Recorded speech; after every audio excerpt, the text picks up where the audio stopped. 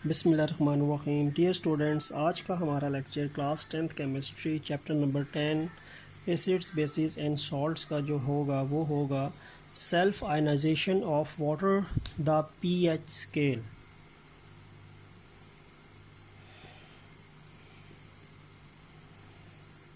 पानी की इसमें हमने सेल्फ आयनाइजेशन की बात करनी है और सेल्फ आयनाइजेशन ऑफ वाटर से एक स्केल जो है वो डिराइव होगा और उस स्केल को हम कहते हैं द पीएच स्केल। यानी पीएच स्केल की जो डेरिवेशन होती है, तो इसकी डेरिवेशन के लिए we must know about the concept of self ionization of water. पानी की सेल्फ आयनाइजेशन, और पानी की सेल्फ आयनाइजेशन को हम ऑटो आयनाइजेशन ऑफ वाटर भी कहते हैं। अपनी आयनाइजेशन, वाटर ख़ुद अपने आप को आयनाइज करेगा, तो या फिर पानी की ऑटो आयनाइजेशन सेम चीज़ है। सेल्फ आयनाइजेशन भी इसको कहते हैं और पानी की ऑटो आयनाइजेशन भी इसको कहते हैं। अब देखें, सबसे पहले बात ये है कि जो वाटर है ये एक पोलर मॉलिक्यूल है। पानी एक पोलर मॉलिक्यूल है। पोलर मॉलिक्यूल क्यों है? क्योंकि वाटर में ऑक्सीजन पे पार्शियल नेगेटिव चार्जेस हैं और हाइड्रोजन पे पार्शियल पॉजिटिव चार्जेस हैं, और एक पानी का मॉलिक्यूल दूसरे पानी के मॉलिक्यूल के साथ हाइड्रोजन बॉन्डिंग की वजह से हमेशा अटैच रहता है। और पानी का एक मॉलिक्यूल जब मूव करता है, साथ दूसरा भी मूव करेगा, फिर तीसरा भी मूव करेगा, चौथा भी मूव करेगा। तो पानी की जो पोलैरिटी होती है वो बेसिकली वाटर के मॉलिक्यूल्स को आपस में जोड़ के रखती है। ठीक हो गया। इसके साथ साथ जो पानी की अट्रैक्शन, जो पानी के मॉलिक्यूल्स के दरमियान जो अट्रैक्शन होती है, उस अट्रैक्शन की वजह से ऐसा भी होता है कि वाटर का जो एक मॉलिक्यूल होता है वो एज आ प्रोटॉन डोनर के तौर पे एक्ट करे और दूसरा एज आ प्रोटॉन एक्सेप्टर के तौर पे एक्ट करे, और वाटर कुछ न कुछ आयनाइजिंग स्टेशन यानी आयनाइजिंग स्टेट में जाए और पानी के अंदर कुछ आयंस बनने का अमल जो है वो स्टार्ट हो।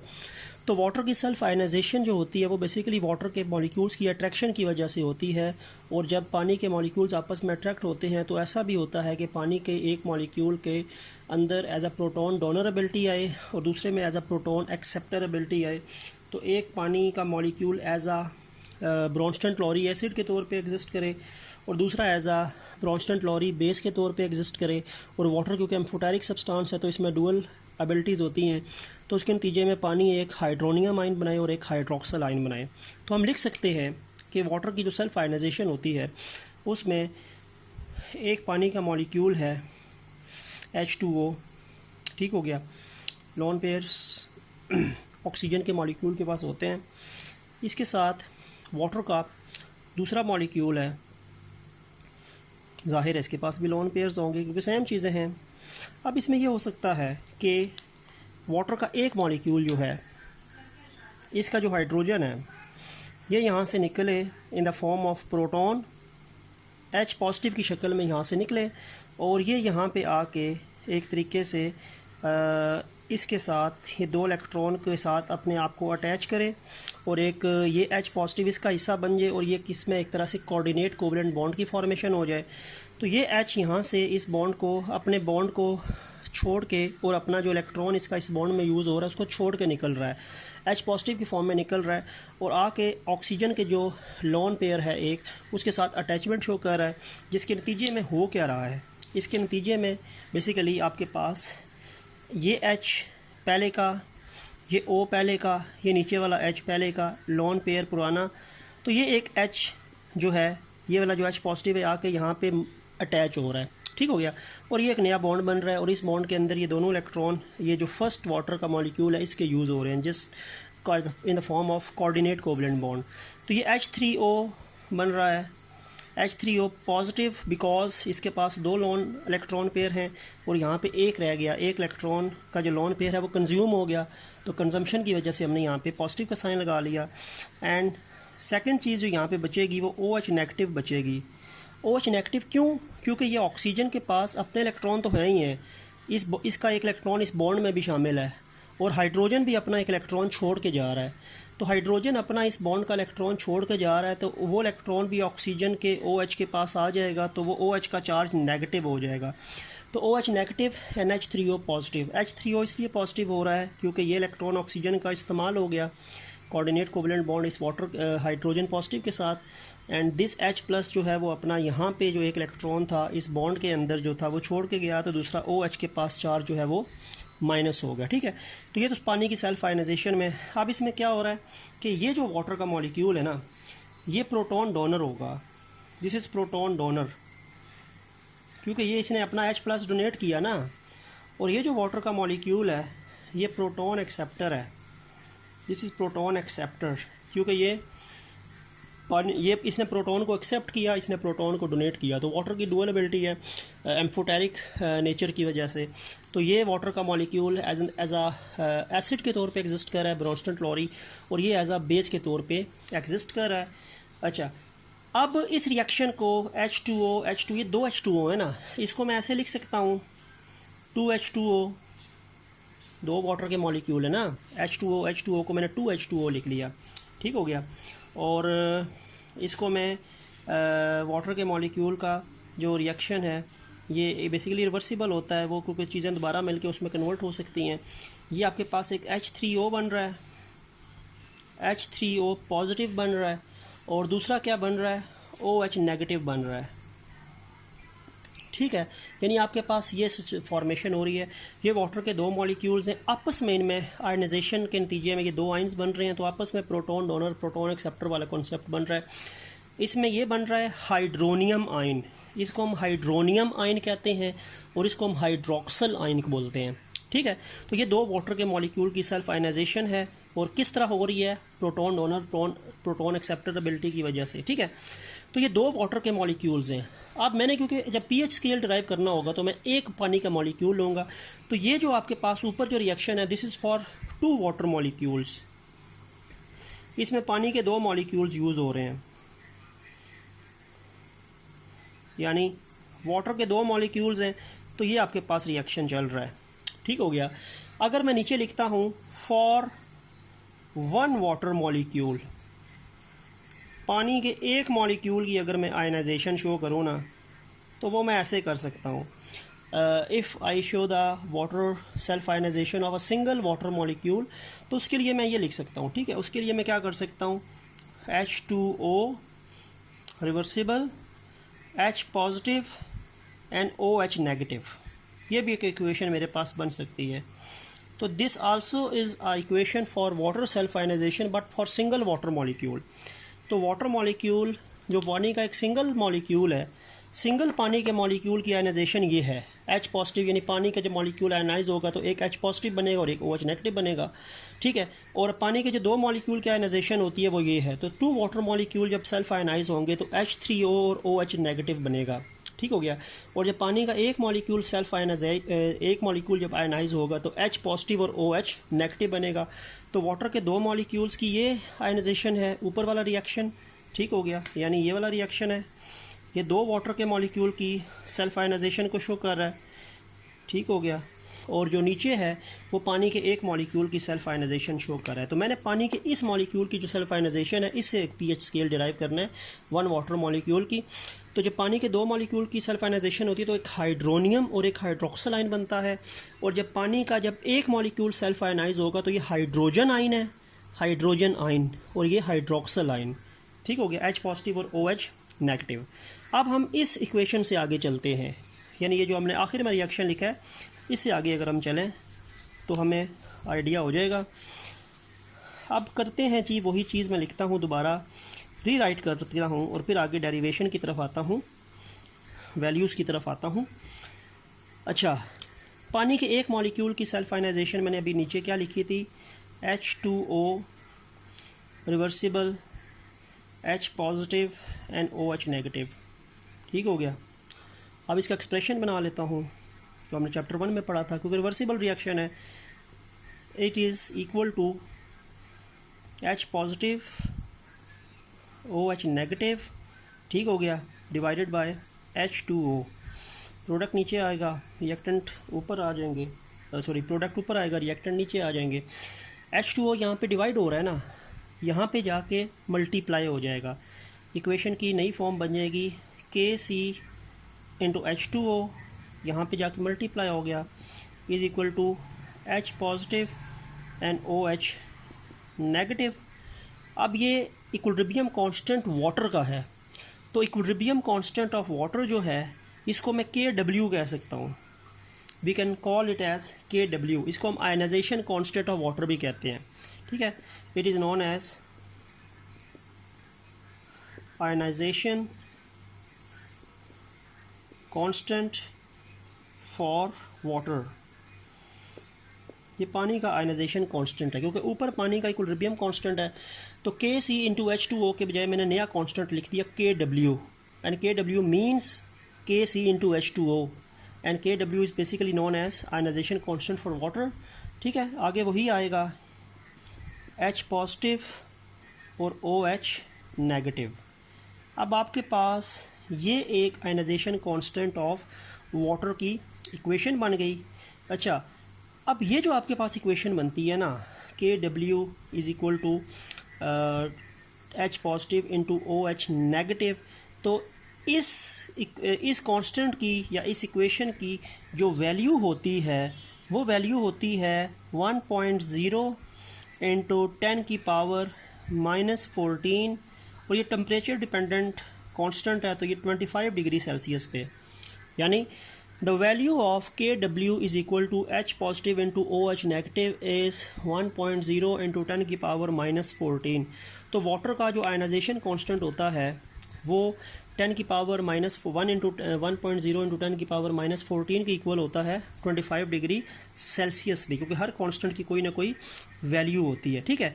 अच्छा, अब आपको बताना ज़रूरी है कि अगर पानी बिल्कुल प्योर है, अगर आपके पास बिल्कुल प्योर वाटर है, अगर पानी आपके पास बिल्कुल प्योर होगा ना, अगर पानी बिल्कुल खालिस है, तो पानी अगर बिल्कुल खालिस होता है तो पानी में जो H पॉजिटिव आयन की मिकदार होती है वो बराबर होगी OH नेगेटिव के मुताबिक। यानी अगर आपके पास पानी बिल्कुल खालिस है ना, तो पानी में H पॉजिटिव आयन्स और OH नेगेटिव आयन्स बिल्कुल बराबर होंगे।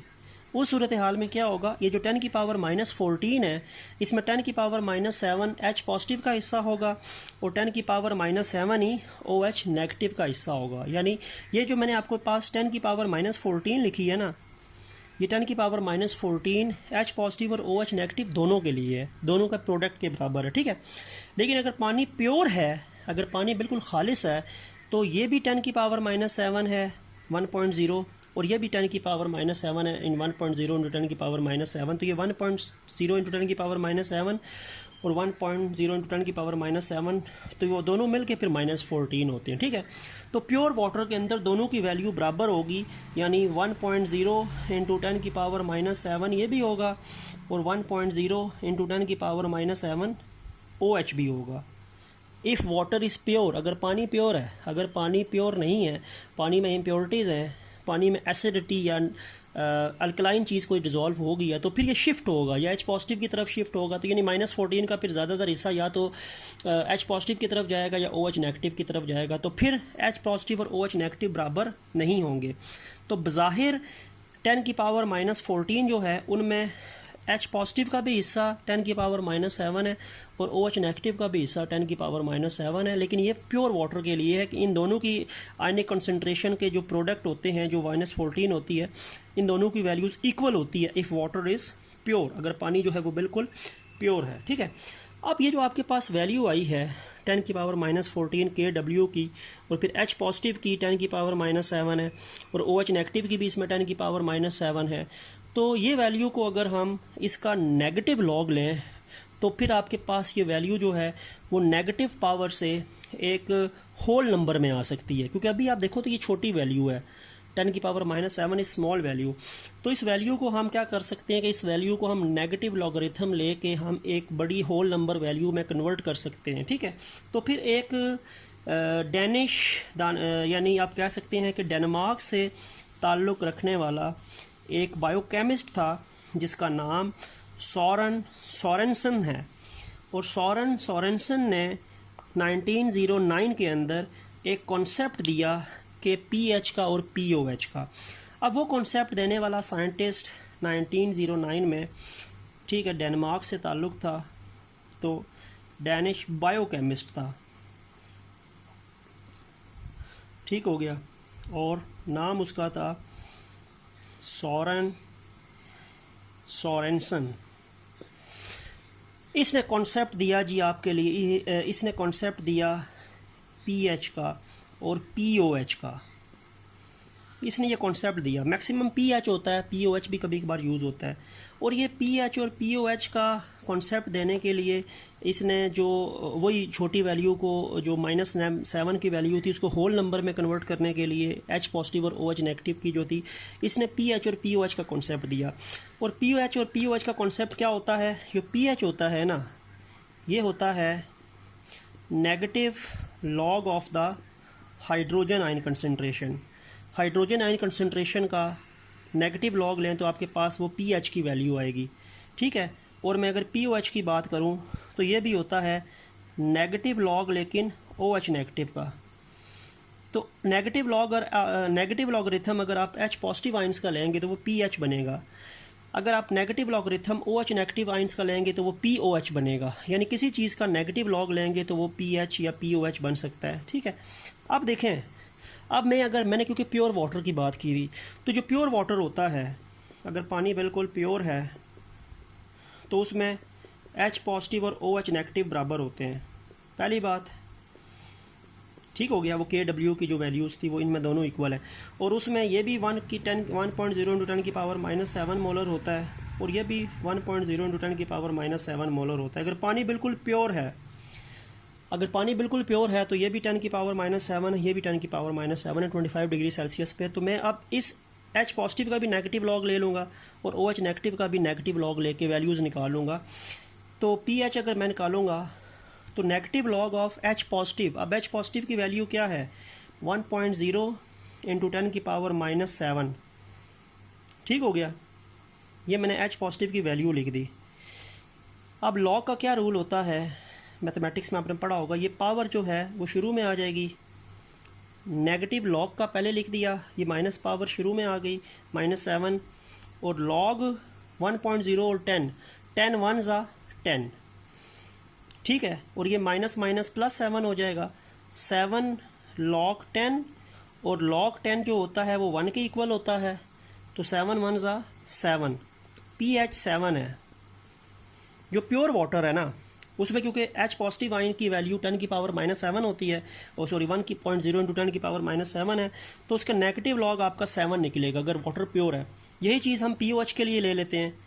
तो POH क्या है?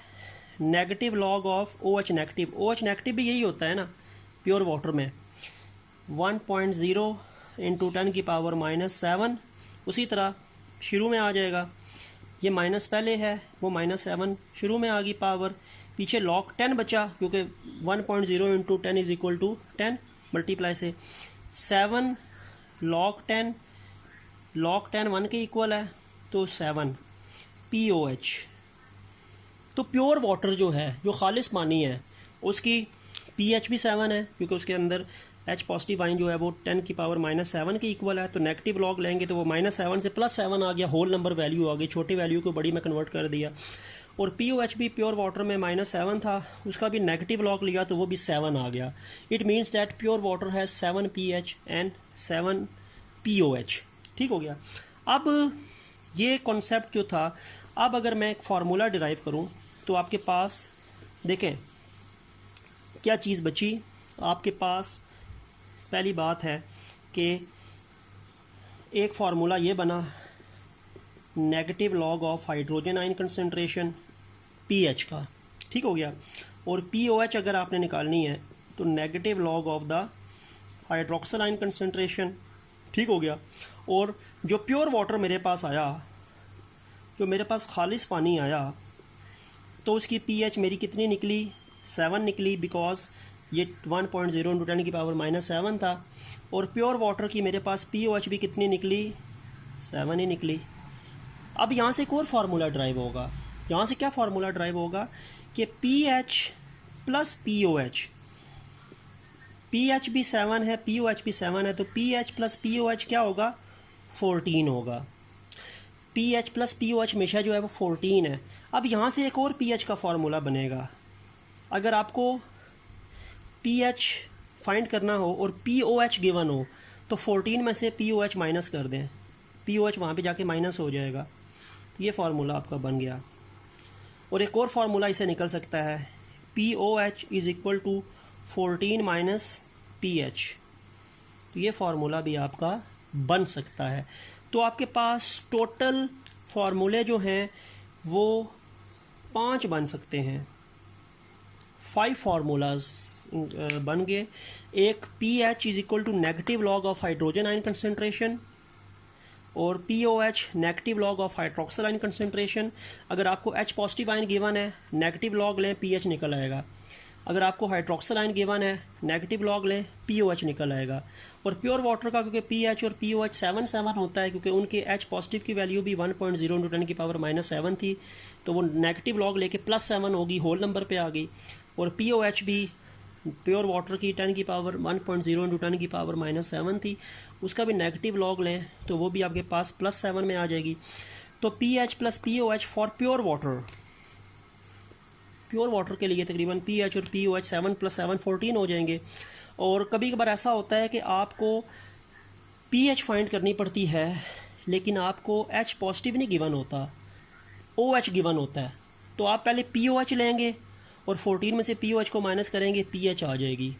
और इसी तरह आपके पास POH फाइंड करने के लिए कभी कभार आता है, तो एक फार्मूला तो ऊपर है ना कि नेगेटिव लॉग लें तो OH का तो POH निकलेगा, लेकिन यहाँ पे क्या है, कभी कभार आपको PH गिवन होता है, तो 14 में से PH माइनस करें, POH निकल आएगा। 14 में से POH माइनस करें, PH निकल आएगा। और FOH और POH 14 के बराबर होता है। ठीक है, तो ये आपके पास एक चीज़ बनेगी कि PH का फार्मूला ये भी है और PH का फार्मूला ये भी है, डिपेंड करेगा कि डाटा क्या गिवन है। इसी तरह POH का फार्मूला ये भी है और ये भी है, आपको अवेलेबल डाटा पे चीज़ जो है वो डिपेंड करेगी। ठीक है, तो PH प्योर वाटर की 7 है, तो अगर आप कह सकते हैं, और POH भी प्योर वाटर की 7 है, लेकिन अगर वाटर में कोई चीज़ ऐड होना शुरू हो जाए तो वाटर जो है वो अपनी PH को चेंज उसमें आ जाएगा। ठीक है, वो या तो एसिडिक कंडीशन में जाएगा या उसमें अल्कलाइन कंडीशन में जाएगा। फिर एक चीज़ आपको और बता दूं कि जो कोई भी चीज़ एसिडिक है, बेसिक है या न्यूट्रल है, वो उसका पता कैसे चलता है, उसके लिए भी एक स्केल है, 27 पेज पे लास्ट में दिया है कि अगर H पॉजिटिव आयन और OH नेगेटिव आयन भी बराबर है, अगर वही बात है कि पानी में अगर H पॉजिटिव और OH नेगेटिव आयन बराबर हैं, तो जाहिर बात है इन दोनों की वैल्यू जो होती है वो 1.0 × 10 की पावर -7 होगी ना। इसकी भी 10 की पावर -7 होगी, इसकी भी 10 की पावर -7 होगी, क्योंकि इन दोनों की वैल्यूज़ बराबर होगी अगर पानी बिल्कुल प्योर होगा। तो उस सूरत हाल में आपके पास जो सॉल्यूशन आएगा वो क्या होगा, न्यूट्रल होगा, यानी वो एसिड भी नहीं होगा, बेस भी नहीं होगा। बात ये है कि PH और अगर यानी H पॉजिटिव और OH नेगेटिव बराबर हैं, अगर ये दोनों बराबर हैं तो वैल्यू ये आएगी। ये वैल्यू किसकी आएगी, ये वैल्यू H पॉजिटिव आयंस की उस टाइम आएगी, और PH लेंगे तो वो 7 निकलेगी, क्योंकि 10 की पावर -7 वाली चीज़ का नेगेटिव लॉग लें तो +7 निकलती है वैल्यू। उस कंडीशन में आपके पास न्यूट्रल होगा सॉल्यूशन। ठीक है, लेकिन अगर H पॉजिटिव आयन जो है ये 1 × 10 की पावर -7 से, अगर H पॉजिटिव आयन जो है ये 10 की पावर -7 से आप कह सकते हैं इसकी वैल्यू जो है वो ज़्यादा है। ठीक हो गया, तो आपके पास यानी अगर H पॉजिटिव आयन कंसनट्रेशन जो आपके पास है, हाइड्रोजन की पॉजिटिव आयन कंसनट्रेशन अगर आपके पास है, इट इज़ मोर देन 10 की पावर -7, तो उस टाइम जो सॉल्यूशन होगा वो एसिडिक होगा, एसिडिक सॉल्यूशन जो है उस टाइम होगा। और अगर आपके पास जो H पॉजिटिव आयन्स हैं ये आप कह सकते हैं ये कम है, और ये 10 की पावर -7 जो है ये वैल्यू -7 से ज़्यादा है H पॉजिटिव आयन की, तो उस टाइम आपके पास सॉल्यूशन जो होगा वो बेसिक होगा। अच्छा, कहने से मुराद यहाँ पे क्या है, अगर इस तरह आपको समझ नहीं भी आती तो हम ये कह सकते हैं कि जब कंडीशन आपके पास इस तरह बनेगी, जब आपके पास ये कंडीशन है, तो अगर आप इसकी PH लेंगे तो वो 7 आ जाएगी, 7 PH आएगी, और 7 PH जो होता है वो न्यूट्रल होता है। ठीक हो गया, जब आपके पास ये कंडीशन है ना, इस कंडीशन का मतलब है कि आपके पास ये जो हाइड्रोजन आयन कंसनट्रेशन है इसमें अगर 10 की पावर -7 लेंगे तो 10 की पावर -7 की वैल्यू का PH लें तो वो 7 है, और वो +7 आ जाएगी PH, और PH अगर आपकी 7 से लेस है, लेस देन 7, अगर 7 से कम आपकी PH आ रही है तो सॉल्यूशन जो है वो एसिडिक है, ठीक है। और अगर ये कंडीशन जो है इसकी अगर मैं pH निकालूँ ना, तो वो मेरे पास मोर देन 7 अगर हो, मोर देन 7 से ज़्यादा, 7 से ज़्यादा अगर है, तो अगर 7 से ज़्यादा यानी ये कंडीशन जो है वो ये pH की वैल्यू को 7 से बढ़ाएगी, और 7 से ज़्यादा अगर pH की वैल्यू होगी तो वो बेसिक होगा, अगर 7 से कम pH की वैल्यू होगी तो वो एसिड होगा, और अगर बिल्कुल 7 pH की वैल्यू है तो वो न्यूट्रल है। ठीक है, तो इसका मतलब है कि जो आपके पास pH स्केल होता है ना, pH स्केल बेसिकली आपके पास 0 से 14 तक होता है, और 0 से लेके 6 तक यानी 7 से नीचे नीचे वो जो वैल्यू होती है वो एसिड की होती है, और एग्जैक्ट 7 वैल्यू जो होती है वो न्यूट्रल होता है, और न्यूट्रल का मतलब है ना एसिड है ना बेस है, और 7 से ऊपर जो वैल्यूज़ होती हैं वो बेस होगा या अल्कलाइन सोल्यूशन होगा। ठीक है, तो ये चीज़ बता रही है pH 7 है, इस चीज़ का मतलब है pH 7 है, इस चीज़ का मतलब है 7 से कम वैल्यू है, आपकी जो pH की वैल्यू आएगी वो 7 से कम आएगी, और ये चीज़ जो है वो 7 से ज़्यादा की pH को शो कर रही है। तो 7 से ज़्यादा है तो बेसिक है, 7 से कम है तो एसिड है, और एग्जैक्ट 7 है तो वो न्यूट्रल है। ठीक है, तो इस तरह करके वैल्यूज़ जो हैं वो हमारे पास प्रूव हो जाएंगी।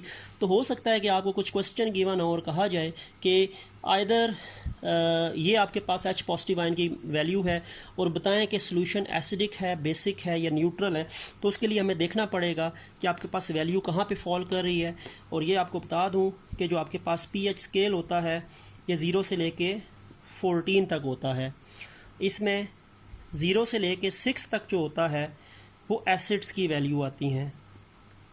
ठीक है, और जो 7 होता है ये न्यूट्रल होता है, 7 जो है ये न्यूट्रल होगा। ठीक है, और 8 से लेके 14 तक की जो वैल्यू होंगी ये बेस होगा। ठीक है, तो यानी pH स्केल 0 से 14 तक है, और 7 से कम का मतलब है कि 0 से 6 तक, 0 से 6 तक जो वैल्यूज़ हैं वो एसिड की हैं, 7 जो है वो मिड पॉइंट है तो वो न्यूट्रल है, और 7 से ज़्यादा 8 से लेके 14 तक जो है वो बेस हैं, और इसमें जो 0 है ना ये भी एसिड है और 6 वाला भी एसिड है। अब 8 वाला भी बेस है और 14 वाला भी बेस है। तो फिर इसमें ये भी आपको बता दूं कि जो 0 वाले होंगे ना वो स्ट्रॉन्ग एसिड होंगे, और 6 वाला जो होगा वो वीक एसिड होगा। 7 तो न्यूट्रल है, अगर हम बेस की स्ट्रेंथ की बात करें तो 8 वाला जो होगा वो वीक बेस होगा, 14 वाला जो होगा वो स्ट्रॉन्ग बेस होगा। तो pH से आपको ये तो पता चलता है कि आपके पास सब्सटेंस जो है वो एसिड है, बेस है या न्यूट्रल है, लेकिन आपको उसकी स्ट्रेंथ भी पता चलती है। जितनी pH कम होगी उतना एसिड स्ट्रॉन्ग होगा। ठीक है, और जितनी pH ज़्यादा होगी उतना एसिड वीक है। इसी तरह जितनी pH की वैल्यू कम है उतना वीक बेस है, और जितना pH की वैल्यू बढ़ाओगे उतना स्ट्रॉन्ग जो है वो बेस होगा। तो 14 स्ट्रॉन्ग बेस है, 8 वीक बेस है, और 6 वीक एसिड है, और 0 जो है वो स्ट्रॉन्ग एसिड है। तो इस तरह करके आपके पास ये डेरिवेशन हो जाती है pH की। और यहाँ तक लेक्चर है आज का। नेक्स्ट लेक्चर जो हम डिस्कस करेंगे वो हम कुछ सेल्फ असेसमेंट्स करेंगे, और उसमें आपको H पॉजिटिव आयंस की वैल्यू गिवन होगी, और उस वैल्यू से हम सोल्यूशन को एसिड, बेस या न्यूट्रल की कैटेगरी में फॉल करवा के यानी न्यूमेरिकल्स को सॉल्व करेंगे। तो आज का जो हमारा लेक्चर था वो यहीं तक है। उम्मीद है आपको समझ आ गया होगा। नेक्स्ट लेक्चर, नेक्स्ट वीडियो तक के लिए अल्लाह हाफिज़।